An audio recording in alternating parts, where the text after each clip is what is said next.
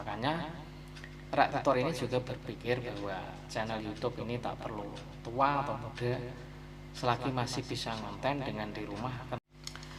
Halo teman, assalamualaikum warahmatullahi wabarakatuh. Masih bersama channel Rak Tutor, channel belajar bersama dan berkembang bersama.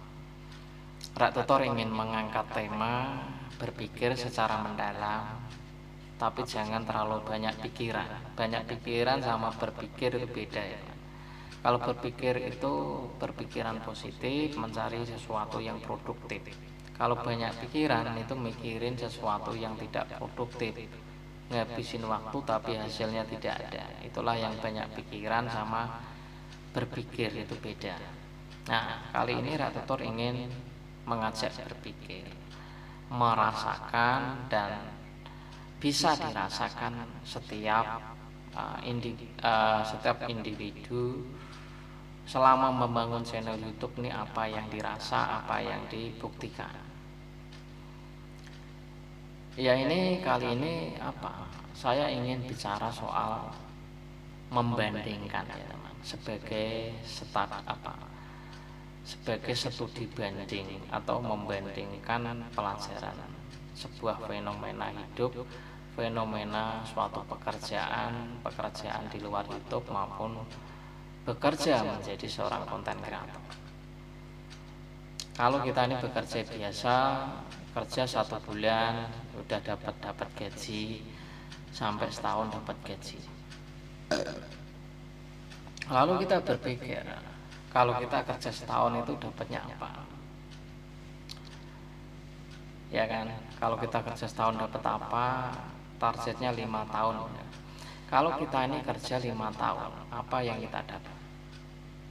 Rumah, motor, mobil, nikah, atau apa?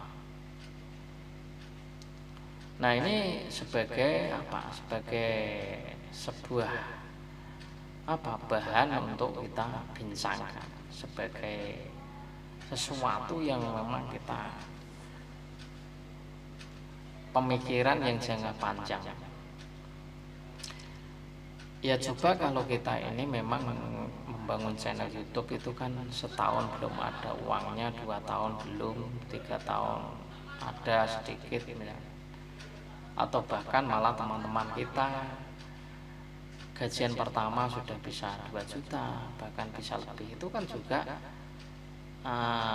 suatu kebanggaan bagi teman-teman kita yang memang belum pernah merasakan mendapatkan gaji di YouTube. Apalagi nanti channelnya ini bisa 5 tahun, tentu saja akan sesuai ekspektasi teman. Makanya teman kita ini sering mengatakan di YouTube ini nggak usah mulu-mulu ya, 1 bulan itu 4 juta atau 5 juta, itu juga sudah cukup. Ada yang mengatakan ya 1 bulan ini 2 juta ya sudah cukup. Ya tergantung tingkat tingkat kepuasan setiap individu itu. Karena orang itu terkadang kalau orang itu 1 bulan penghasilan 2 juta, menurutnya ya masih belum layak. Ada orang yang mengatakan 2 juta sudah layak, ada yang mengatakan 4 juta baru layak, 5 juta juga sudah cukup layak. Ini kan juga sebagai alat pembanding, mengukur sebuah potensi diri ini bahwa kita ini cukupnya bagaimana. Nah, kalau kita ingin terus maju, terus membangun, maka yang kita targetnya adalah coba kita buat membangun upload video itu bertahan di YouTube itu coba kita kuatkan sampai 5 tahun. Kalau 5 tahun ini kita memang berpenghasilan dan kira-kira itu ya 10 juta lah atau 20 ya, sesuai tingkat kepuasan masing-masing tadi, maka itu akan menjadi sebuah pekerjaan utama, menggaji pekerjaan tiada batas. Bahkan kita sudah tua pun masih bisa konten, masih bisa terus menghasilkan, bahkan bisa diwariskan. Tapi ketika kita hanya bertumpu kepada pekerjaan yang di luar YouTube, terutama contohnya Arya Toto, ketika masih muda ngelamar sono sini ya diterima, tapi setelah umur di atas 30 tahun, apalagi sudah 40 tahun, 50 tahun, ini siapa yang menerima pekerjaan kita? Karena regenerasi akan menyusul, ya kan? Meskipun kita punya kemampuan di situ, punya skill di situ, tapi karena perusahaan-perusahaan ini kan mencari generasi-generasi yang masih usia muda, yang menikah terkadang tidak bisa melamar pekerjaan. Ini kan menjadi sebuah pembelajaran. Nah, makanya kita patut disyukuri, patut dibanggakan kalau kita selama ini tidak menyadari bahwa kita ini membangun channel sampai monet malah bagus. Terkadang berpikiran itu ketika membangun channel itu tadinya tidak berpikir kemana-mana, tapi setelah kesini-sininya kita lihat kok saya tahu-tahu menjadi seorang konten kreator gitu kan. Bahkan menghasilkan uang itu terkadang kan kayak mimpi, terkadang ada kayak mimpi, terkadang kayak mimpi kok saya bisa mendapatkan uang di YouTube. Padahal selama ini saya hanya mendengar YouTuber itu orang-orang yang punya skill-skill tertentu, tapi saya kok bisa dengan video biasa, kemampuan yang saya miliki itu kok bisa. Ini ada banyak. Nah, inilah yang menjadi hasil sebuah pembelajaran bersama antar kreator, baik temanya apapun. Makanya kalau kita ini mencari teman, mencari subscriber, itu jangan pilih-pilih tema apapun kita sikat, kita tonton, kita subscribe. Meskipun anjurannya adalah harus setema, karena setiap kreator ya terserah. Kalau yang mau trik pakai satu tema ya silahkan. Kalau kreator mah enggak pandang dulu siapa yang menonton video saya, yaitulah saya tonton dan saya subscribe. Sampai monet pun juga saya subscribe sampai saat ini, karena menonton video kita. Ibarat kita jaga toko, kalau kita punya dagangan kok didatengin seorang channel mubeng, di situ kan artinya kita membeli apa, membeli ilmu atau mendengarkan tutorial kita, itu artinya kan membeli. Masa kita nggak mau kunjung? Nah, ini yang termasuk logis. Pertama, harus tidak memilih satu tema itu ya karena ini beda dengan yang harus satu tema yang tutorial khusus. Nah, ini beda lagi, karena kita mempraktekkan dan berpikiran logis, berpikiran yang sesuai orang. Kalau orang itu didatangi tamu, masa ditolak dengan niat baik, ya kan?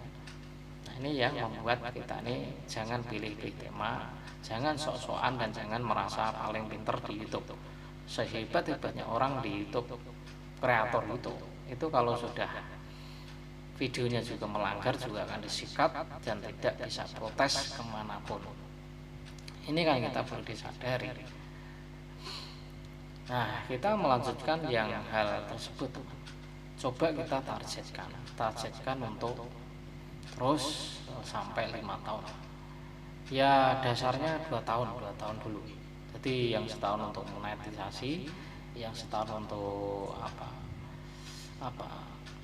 menginjakkan kaki kita untuk menikmati hasil, yang ketiga tahun untuk memantapkan hasil, yang keempat untuk semakin semangat, yang kelima adalah puncak dari karir kita atau target 5 tahun ya. Nah, itu kita coba ya, itu penting karena kita kerja itu meskipun saat ini, saya bicara saat ini, misalnya rekrutor kerja sebagai ojek online itu sampai kapan? Ya sampai kalau masih tenaganya kuat. Ya kalau sudah gak kuat kan nggak ojek online kan. Nah, makanya rekrutor ini juga berpikir bahwa channel YouTube ini tak perlu tua atau muda, selagi masih bisa konten dengan di rumah, kenapa tidak dengan menggunakan sebuah HP, ya kan? Ini yang perlu kita pikirkan jangka panjang. Jadi kita ini kan bangun channel YouTube tuh jangan terlalu Karena gagal itu karena kita ini terlalu memburu hawa nafsu. Karena nge-YouTube itu tidak begitu. Untuk membangun channel masa jangka panjang, mungkin dengan harapan kita ini di usia tua bisa menghasilkan uang dari YouTube meskipun sudah tidak rajin upload video. Beda dengan ketika masih pemula, masih mencari subscriber, menambah jam tayang tapi ketika sudah channel lebih dari 2 tahun, 3 tahun, 4 tahun, itu terkadang tidak butuh rajin upload. Ya kalau masih rajin lebih. Nah ini yang kita banggakan ketika kita berhasil menjalankan channel YouTube dengan sebaik-baiknya. Jangan lupa untuk niat yang baik, untuk membantu sesama. Oke, semoga ini manfaat. Assalamualaikum warahmatullahi wabarakatuh.